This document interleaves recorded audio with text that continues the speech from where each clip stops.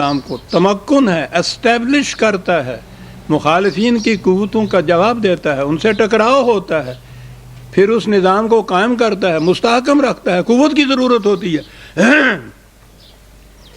دین کو تمکن کے لیے قوت کی ضرورت ہوتی ہے، مذہب کو نہیں۔ یہی تو سارا جھگڑا تھا تاریخ پاکستان کے دوران، کئی دفعہ میں کہہ چکا۔ وہ یہ کہتے تھے کہ یہاں ہمیں نماز روزہ حج زکوٰۃ کی اجازت ملتی ہے، نکاح طلاق کی بھی اجازت ملتی ہے، اس کے لیے الگ مملکت کی کیا ضرورت ہے، الگ طاقت قوت کی کیا ضرورت ہے؟ ٹھیک ہے، ضرورت ہی نہیں۔ لیکن دین کو متمکن کرنے کے لیے تو اپنی مملکت کی بھی ضرورت ہے، اور اس مملکت کو قائم رکھنے کے لیے قوت کی بھی ضرورت ہے۔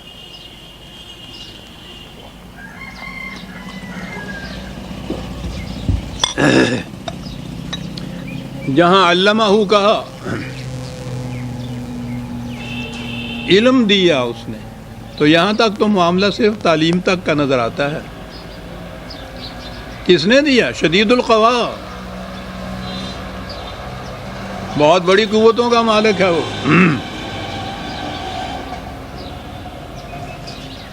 اس لیے وحی اور وحی کی تعلیم کے ساتھ قوت کی ضرورت ہے۔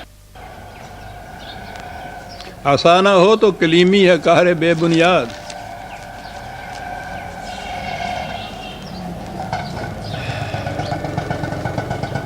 پھر اگلی بات یہ کہ عربوں کے ان قافلوں کو بھی ضروری نہیں تھا کہ ایک قافلے کو عمر بھر ایک ہی راستے پہ چلنا ہوتا تھا، مختلف مقامات کی طرف جانا ہوتا تھا، مختلف منازل کی طرف سفر کرنا ہوتا تھا، الگ الگ متعدد راستے تھے، منازل الگ الگ تھیں۔ انسانی زندگی کی بھی یہ کیفیت ہے۔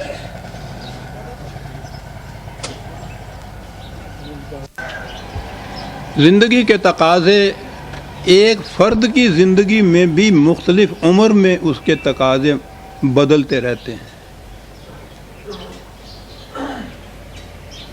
حتیٰ کہ میں نے شاید کسی درس میں یہ بھی کہا تھا کہ یہ تو بچے کے پیدا ہونے کے ساتھ اس کے رزق کے چشموں سے جو دودھ اس کو ملتا ہے، وہ شروع میں اس میں غذائیت بہت کم ہوتی ہے، پانی زیادہ ہوتا ہے، کیونکہ اس کا معدہ زیادہ غذائیت بالخصوص جو فیٹ اس میں ہوتی ہے اسے ہضم نہیں کر سکتا، پانی زیادہ اس میں ہوتا ہے۔ اب تو خیر وہ تخصیص ہی مٹ گئی ہے، گوالوں کے ہاں سے جو دودھ آتا ہے کہ کبھی گاڑھا ہوتا ہے کبھی پتلا ہوتا ہے، انہوں نے یہ مساوات جو ہے نا اس میں یہ فرق ہی مٹا دیا ہے صاحب۔ پہلے کبھی ہوتا تھا ایسا تو پوچھا کرتے تھے کہ وہ دودھ پتلا کیوں ہے؟ وہ کہنے ہوتا سی جی یہ مجھ تازہ سوئی ہوئی ہے نا۔ یہ ٹھیک بات تھی، اور وہاں تک نہ بھی جائیں تو گھروں کے اندر جو مائیں بچوں کو دودھ دیتی تھیں ان کی کیفیت، اور یہ ہے اس کی ربوبیت کہ جوں جوں بچے کی عمر بڑھتی چلی جاتی تھی از خود وہ دودھ گاڑھا ہوتا چلا جاتا تھا۔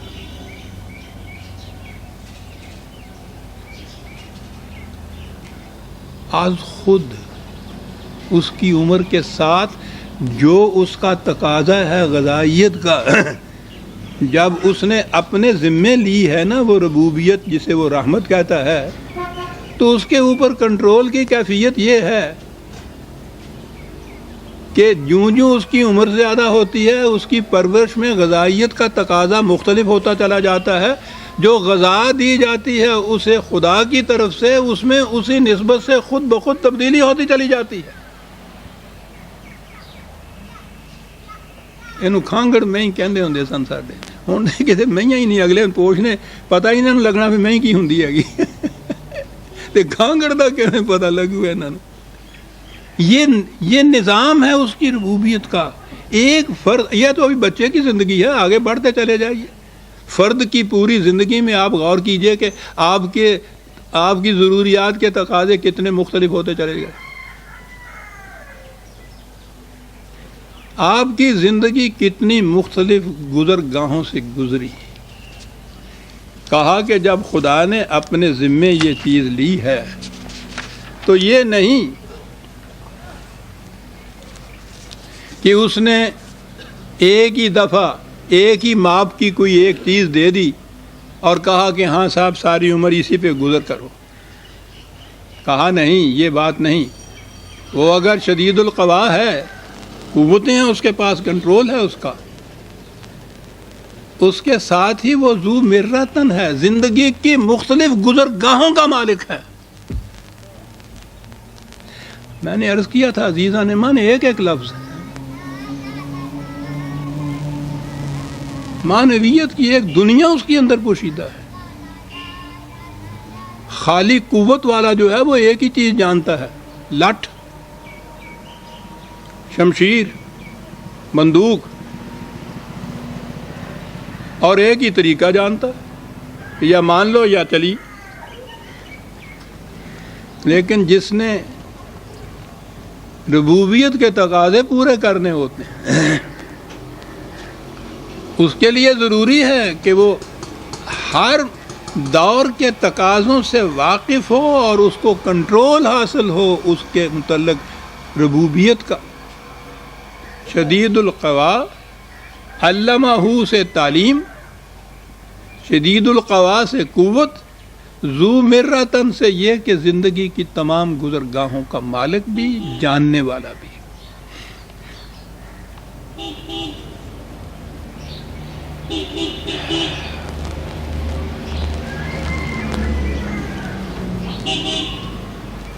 یہاں تک آیا وحی دینے والے خدا کے متعلق.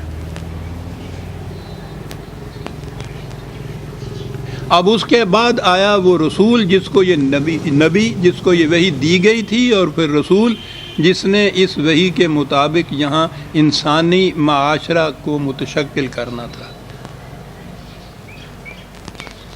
اس کے بعد نبوت کے متعلق ہے، یوں کہ یہ نبی اکرم صلی اللہ علیہ وسلم کے متعلق ہے، حضور کے متعلق ہے.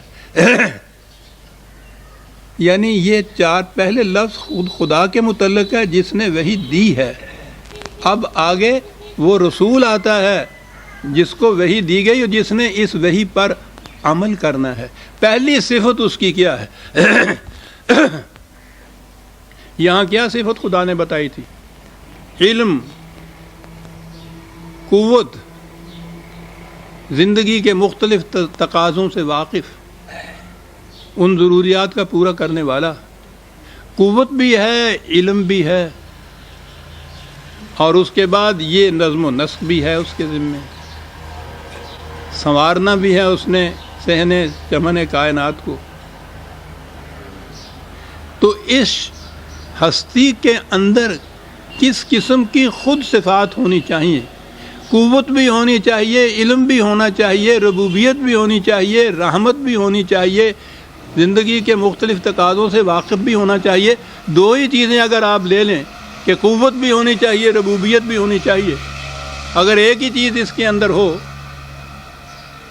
تو وہ اس فریضے کو سر انجام ہی نہیں دے سکتا. فریضہ یہ چاہتا ہے کہ اس کے اندر علم بھی ہو، قوت بھی ہو، ربوبیت بھی ہو، رحمت بھی ہو. ایک ہی ذات کے اندر یہ متضاد کیفیات اگر ہوں اور ان متضاد کیفیات یا خصوصیات یا صفات میں توازن اگر نہ ہو، وہ فساد برپا کر دے گا. اگر قوت بڑھ گئی چنگیز خاں ہو جائے گا، قوت نہ رہی، کم ہو گئی، صرف علم ہی رہا اس کے اندر، تو وہ مولوی صاحب تو بن جائے گا.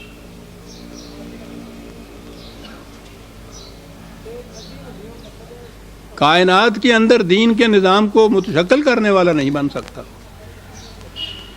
قوت اگر ہو اور علم نہ ساتھ اس کے ہو تو پوچھیے نہیں.